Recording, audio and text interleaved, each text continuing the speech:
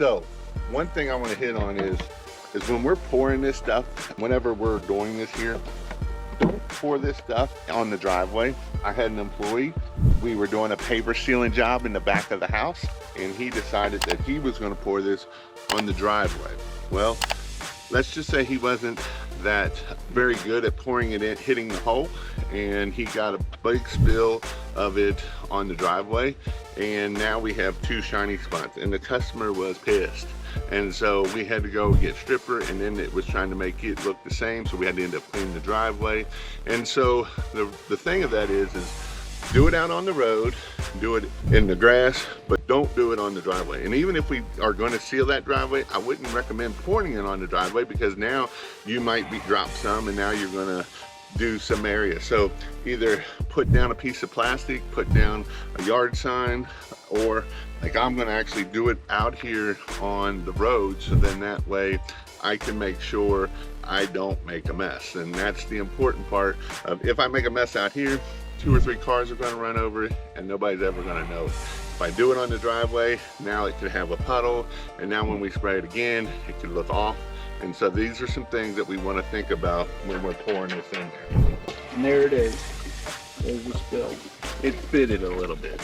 Now we can pour it this way, and you can see we're getting air. We can also pour it upside down like so, and this will give us a little bit better pour. So then that way we're giving it air, if I can pour it, but we're giving it air in the tank, and so that's going to keep it from glubbing a lot.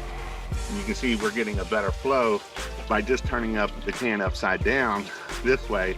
So that's allowing air into the 5 gallon a minute, or the 5 gallon, so that way we get a nice flow of putting it upside down. I know a lot of times we don't think of putting it upside down would do anything, but you can see how much it's not glubbing anymore, and it's giving me a nice flow to get this thing filled up. Make sure you're on a level ground so that this doesn't fall over or do any of that kind of stuff. That can't hold 5 gallons? Not quite, I don't think.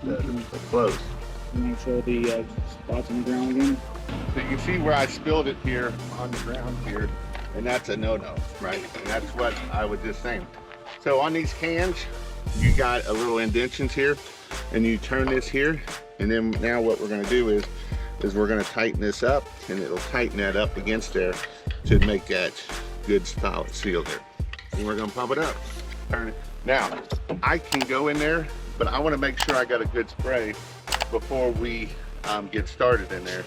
So we can get a nice spray, so when we go in there to spray it, we'll be ready to rock and roll.